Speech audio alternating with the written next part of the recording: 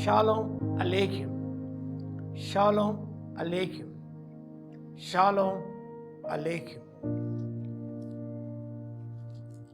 అపాయకరమైన కాలంలో అపాయకరమైన విశ్వాసులు. కృతజ్ఞత లేని వారు ధ్యానం చేశాం. అపవిత్రులు, అన్హోలీ. ఈ సార్వత్రిక సంఘములో it's one of the bad traits. Unholy people. వారు విశ్వాసులే కానీ దేవునికి భయపడైన వారు. Describes people who lack spiritual piety, refuse to revere God. దేవునికి భయపడకుండా వారు అపవిత్రమైన జీవితం జీవించడం and treat sacred things with disrespect.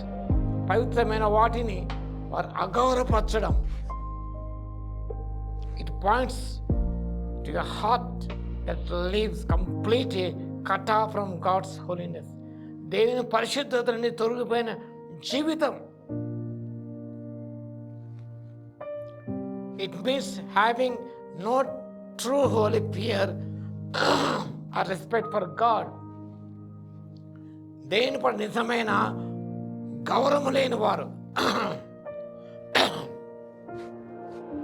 A profane living. Such individual view nothing as a sacred or pure, treating holy standards as cheap or ordinary.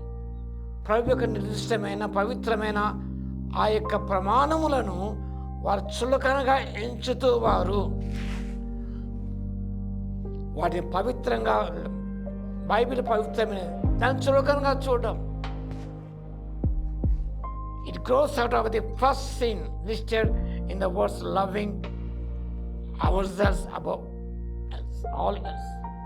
అందుకంటే మనం ప్రేమించుకుంటారా ఆ దుర్గుణము నుండి ఈ అపవిత్రత అనేది వస్తూ ఉన్నది.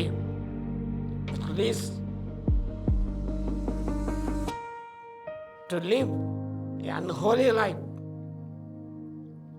totally independent of God. దేవుని మీద ఆధారపడకుండా తాను జీవిస్తూ దేవునికి భయపడని జీవితం.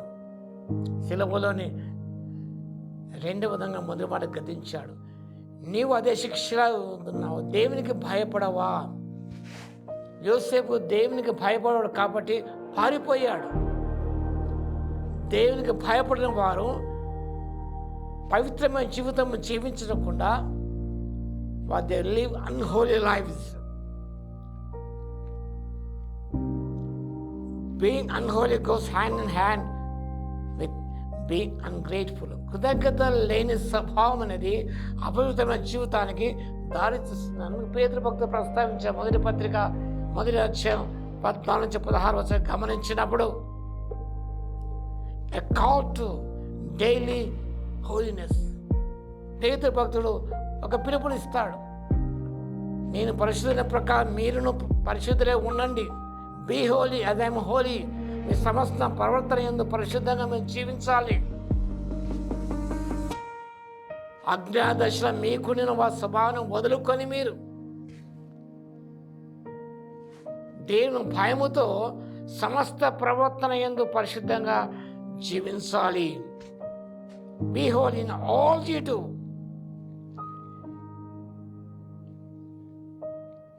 మీరు చేసే ప్రతి విషయంలో హోలీ టాక్. మన మాటలు పవిత్రంగా ఉండాలి, మన జీవితం పవిత్రంగా, మన నడక మన పడక పవిత్రంగా ఉండాలి. ఆ మాటకు అర్థం గమనించినప్పుడు it is set apart from all uncleanness. అపవిత్రమైన మాట తొలగిపోయి మనము సపరేటెడ్ పీపుల్, కాన్సన్ట్రేటెడ్ పీపుల్. కాబట్టి మనం పరిశుద్ధంగా, మన దేవుడు పరిశుద్ధుడు. There is no sin in him.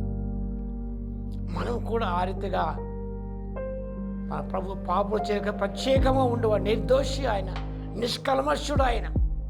ఆ రీతిగా మనం ఉండాలని అనగా reflect the character of God in day to day life. మన జీవితంలో ప్రభు యొక్క సౌశీల్యాన్ని అనుక్షణం కూడా మన మాటల్లో, మన చేతుల్లో, మన క్రియలలో మనం చూపించాలి. That is holiness. అలాంటి జీవితం కలిసి జీవించడానికి పరిశుద్ధాత్మ దేవుడి శక్తిని దయచేయను గాక. ఆమేన్. స్తుతికి పాత్ర మహోన్నత స్తోత్ర తండ్రి, మీరు పరిశుద్ధులైన ప్రకారం మీరు పరిశుద్ధంగా జీవిస్తున్నైనా నిత్యం ముందుకు సాగిపోవటం, మీ సౌశల్యాన్ని చూపించే వారంగా ఉంటుకునైనా మా మాటల్లో, మా చేతల్లో, మా క్రియల్లో, మా చూపుల ప్రభువా పవిత్రత ఉండే కృపను దయచేవలసిగా జ్ఞాపకం చేస్తున్నా మీకు చెల్లిస్తాం. మా ప్రభువును రక్షకుడైన యేసుక్రీస్తు పేరట ప్రార్థించి వేడుకొంచున్నాను తండ్రి. ఆమేన్. మన తండ్రి అయిన దేవుని యొక్క ప్రేమయు, మన ప్రభువును రక్షకుడైన యేసుక్రీస్తు యొక్క కృపయు, పరిశుద్ధాత్మని యొక్క అన్యోన్య సహవాసము మనందరికీ సదాకాలము తోడై ఉండును గాక. ఆమేన్.